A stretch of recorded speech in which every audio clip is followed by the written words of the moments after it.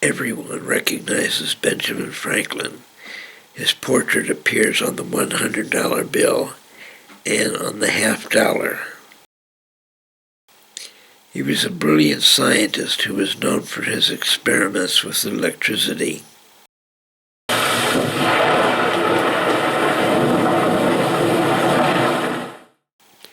He invented bifocal reading glasses and the Franklin stove.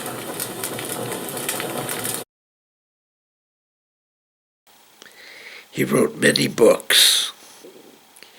He was also a signatory to the Declaration of Independence and a signatory to the Constitution of the United States. As a diplomat, he represented the colonies in England and in France.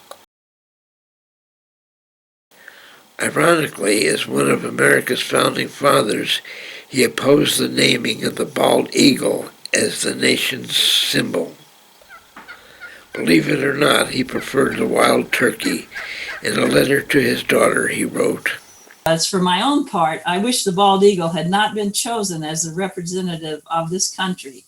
It was a bird of bad moral character that does not get his living honestly because it steals food from the fishing hawk and is too lazy to fish for himself."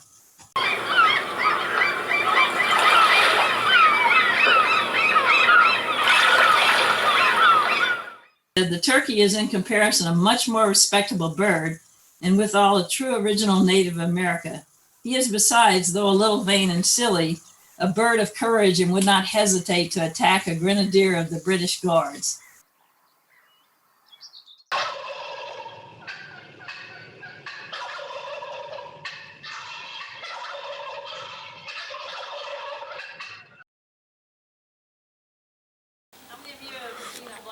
If you're a friend of the D.M. Hunt Library, you might recognize the voice of Ginny Apple, Master Wildlife Conservationist. Here she is, presenting her talk about black bears. A year later, when COVID-19 struck, her talks went virtual on Zoom. Let's talk turkey. The eastern wild turkey. It's a true original native of America. Turkeys are North American natives at home here long before humans showed up, almost 10 million years ago. When the Spanish conquistadors took the birds back to Spain, Mediterranean traders from Turkey, who typically traded guinea hens, acquired some of these birds and started raising them and trading them with other countries. Consequently, people thought the birds came from Turkey and started calling them turkeys.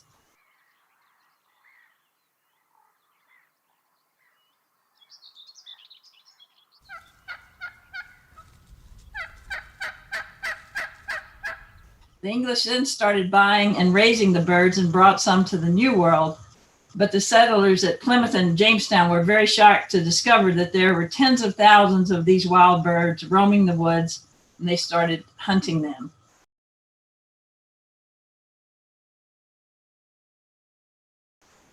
They also started cutting down the trees, which meant that some of the turkey's best habitat would be disappearing. Turkeys are birds of woods and open spaces. Native Americans who burned forest plots to create openings in the woodland created great turkey habitat.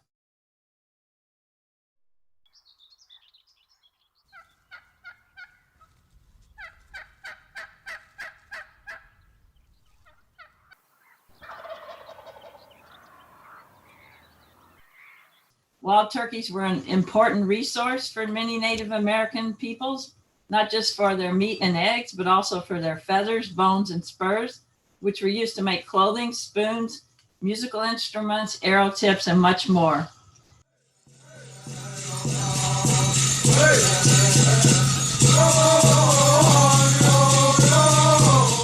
If you have spent any time around turkey hunting, you've probably heard of turkey collars. This is a wing bone collar. They are turkey calls that are made from the actual bones found in a wild turkey's wing. Historians and archaeologists say that wing bone turkey calls date back perhaps 6,500 years. Native Americans made these yelper calls from the three bones found in the wing of a turkey. the radius, which is the smallest bone, the ulna, and the humerus, the biggest bone.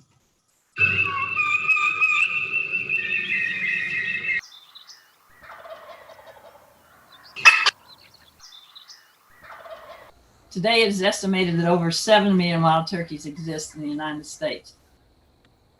Again, as I said, they are estimated to be upwards of 7 million, made of 5 different wild turkey species.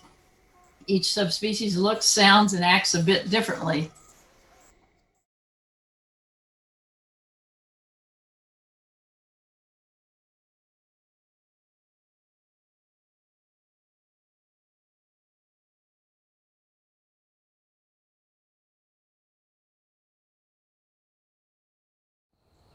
What do they eat? No matter where they are found or what subspecies they are, wild turkeys eat basically the same types of foods, allowing, of course, for regional availability. Regardless, though, they're opportunistic feeders, meaning they'll eat darn near anything they can fit down their throats. They eat acorns, berries, dogwoods, juniper, wild grapes, and a variety of available plant matter, such as grasses that produce large heads of seeds. Adult turkeys that eat about approximately 90% plant matter and 10% insects, while the poults, which are their baby turkeys, eat a diet mainly of insects, and I'm told they eat it like it's candy.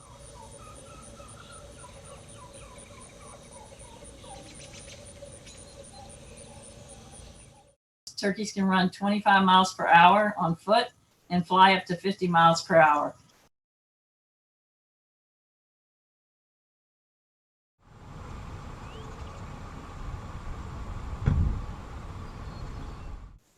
The wild turkey's head changes colors when it's scared or excited, and the male's head colors do change during breeding season.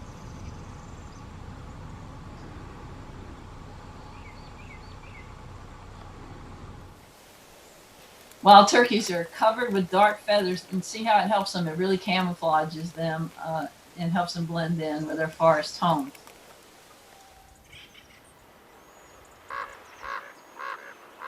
Wild turkeys have excellent eyesight and a few other well-developed senses.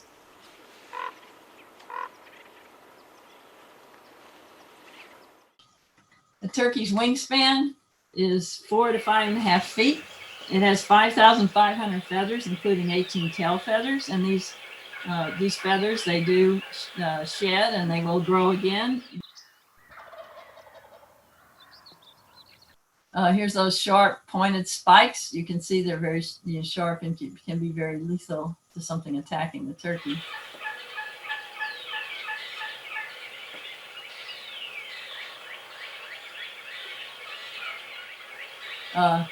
So with the males, it's all about the strut.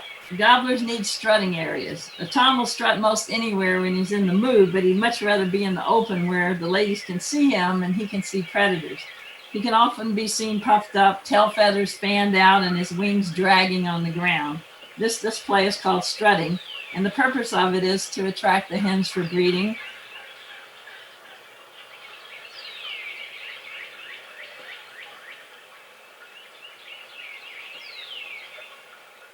And again, the strutting is associated with breeding season when gobblers defend their status and show off their plumage to attract hens. I guess the best strutter gets the hens more frequently.